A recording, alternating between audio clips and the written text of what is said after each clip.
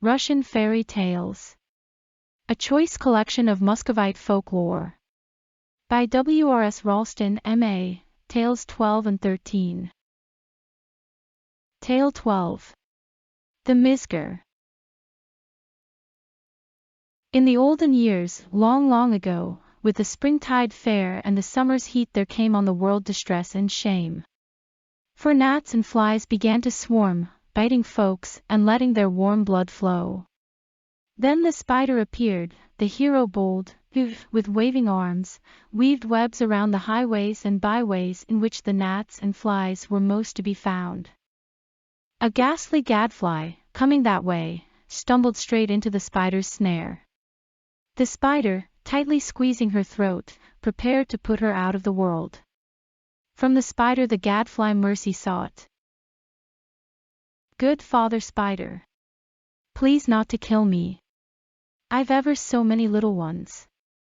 Without me they'll be orphans left, and from door to door have to beg their bread and squabble with dogs." Well, the spider released her. Away she flew, and everywhere humming and buzzing about, told the flies and gnats of what had occurred. "Ho, ye gnats and flies! Meet here beneath this ash tree's roots. A spider has come, and, with waving of arms and weaving of nets, has set his snares in all the ways to which the flies and gnats resort. He'll catch them, every single one." They flew to the spot, beneath the ash tree's roots they hid, and lay there as though they were dead. The spider came, and there he found a cricket, a beetle, and a bug. "O cricket," he cried, "upon this mound sit and take snuff. Beetle, do thou beat a drum. And do thou crawl, O bug, the bun-like, beneath the ash, and spread abroad this news of me, the spider, the wrestler, the hero bold, that the spider, the wrestler, the hero bold, no longer in the world exists, that they have sent him to Kazan, that in Kazan, upon a block, they've chopped his head off, and the block destroyed. On the mound sat the cricket and took snuff. The beetle smote upon the drum. The bug crawled in among the ash tree's roots, and cried, Why have ye fallen? Wherefore as in death do ye lie here? Truly no longer lives the spider, the wrestler, the hero bold. They've sent him to Kazan, and in Kazan they've chopped his head off on a block, and afterwards destroyed the block." The gnats and flies grew blithe and merry. Thrice they crossed themselves, then out they flew, and straight into the spider's snares. Said he, "But seldom do ye come. I would that ye would far more often come to visit me, to quaff my wine and beer, and pay me tribute." This story is specially interesting in the original, inasmuch as it is rhymed throughout, although printed as prose. A kind of lilt is perceptible in many of the skazkas, and traces of rhyme are often to be detected in them, but the Mizgir's mold is different from theirs. Many stories also exist in an artificially versified form, but their movement differs entirely from that of the naturally cadenced periods of the ordinary skazka, or of such rhymed prose as that of the Mizgir. The following legend is not altogether new in motive, but a certain freshness is lent to it by its simple style, its unstrained humor, and its genial tone. Tale 13. The Smith and the Demon. Once upon a time there was a smith, and he had one son, a sharp, smart, 6-year-old boy. One day the old man went to church, and as he stood before a picture of the Last Judgment he saw a demon painted there, such a terrible one, black, with horns and a tail. "Oh my," says he to himself, "suppose I get just such another painted for the smithy." So he hired an artist, and ordered him to paint on the door of the smithy exactly such another demon as he had seen in the church. The artist painted it. Thenceforward the old man, every time he entered the smithy, always looked at the demon and said, "Good morning, fellow countryman." And then he would lay the fire in the furnace and begin his work. Well, the smith lived in good accord with the demon for some 10 years. Then he fell ill and died.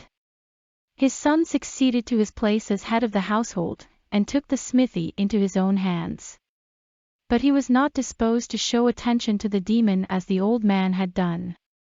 When he went into the smithy in the morning, he never said, "Good morrow," to him. Instead of offering him a kindly word, he took the biggest hammer he had handy, and thumped the demon with it 3 times right on the forehead, and then he would go to his work. And when one of God's holy days came round, he would go to church and offer each saint a taper, but he would go up to the demon and spit in his face.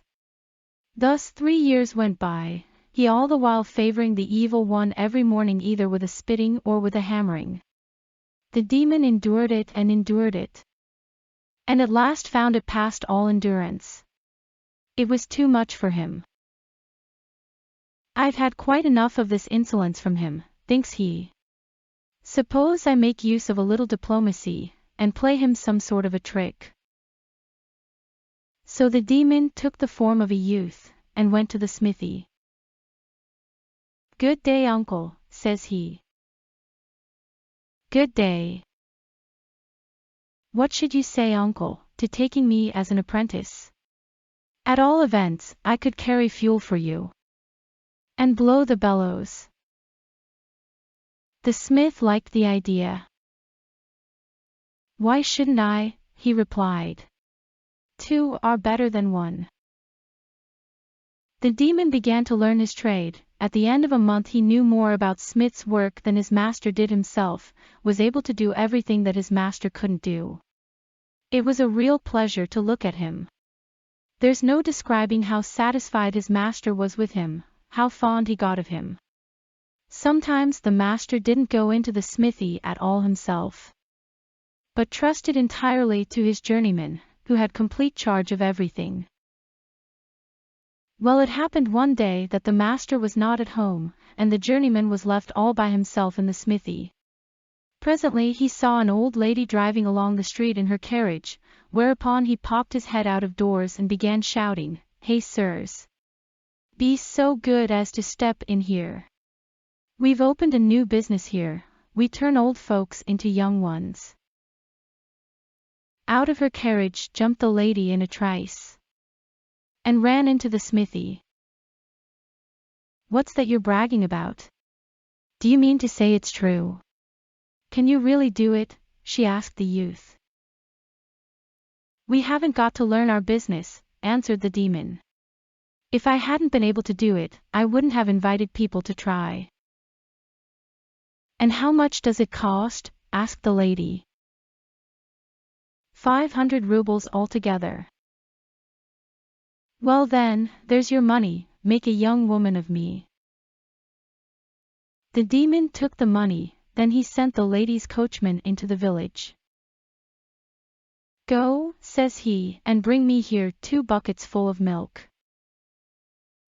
After that he took a pair of tongs, caught hold of the lady by the feet, flung her into the furnace, and burnt her up. Nothing was left of her but her bare bones.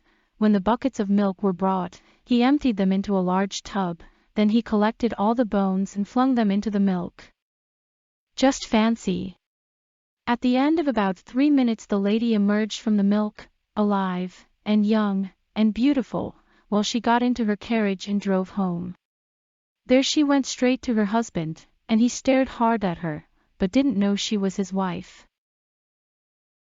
"What are you staring at?" says the lady. "I'm young and elegant, you see, and I don't want to have an old husband. Be off at once to the smithy, and get them to make you young. If you don't, I won't so much as acknowledge you." There was no help for it, off set the seigneur.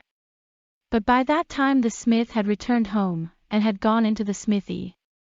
He looked about, the journeyman wasn't to be seen. He searched and searched, he inquired and inquired, never a thing came of it, not even a trace of the youth could be found. He took to his work by himself, and was hammering away, when at that moment up drove the seigneur, and walked straight into the smithy. "Make a young man of me," says he. "Are you in your right mind, Baron? How can one make a young man of you?" Come now. You know all about that. I know nothing of the kind. You lie, you scoundrel. Since you made my old woman young, make me young too, otherwise, there will be no living with her for me. Why, I haven't so much as seen your good lady. Your journeyman saw her, and that's just the same thing. If he knew how to do the job, surely you, an old hand, must have learnt how to do it long ago. Come, now, set to work at once. If you don't, it will be the worse for you. I'll have you rubbed down with a birch tree towel. The smith was compelled to try his hand at transforming the seigneur. He held a private conversation with the coachman as to how his journeyman had set to work with the lady, and what he had done to her, and then he thought, so be it. I'll do the same. If I fall on my feet, good, if I don't, well, I must suffer all the same. So he set to work at once, stripped the seigneur naked, laid hold of him by the legs with the tongs, popped him into the furnace, and began blowing the bellows. After he had burned him to a cinder, he collected his remains, flung them into the milk, and then waited to see how soon a youthful seigneur would jump out of it. He waited 1 hour, 2 hours. But nothing came of it. He made a search in the tub. There was nothing in it but bones, and those charred ones. Just then the lady sent messengers to the smithy, to ask whether the seigneur would soon be ready. The poor smith had to reply that the seigneur was no more. When the lady heard that the smith had only turned her husband into a cinder, instead of making him young, she was tremendously angry, and she called together her trusty servants, and ordered them to drag him to the gallows. No sooner said than done. Her servants ran to the smith's house, laid hold of him, tied his hands together, and dragged him off to the gallows. All of a sudden there came up with them the youngster who used to live with the smith as his journeyman, who asked him, "Where are they taking you, master?" "They're going to hang me," replied the smith, and straightway related all that had happened to him. "Well, uncle," said the demon, "swear that you will never strike me with your hammer, but that you will pay me the same respect your father always paid, and the seigneur shall be alive, and young too, in a trice." The smith began promising and swearing that he would never again lift his hammer against the demon, but would always pay him every attention.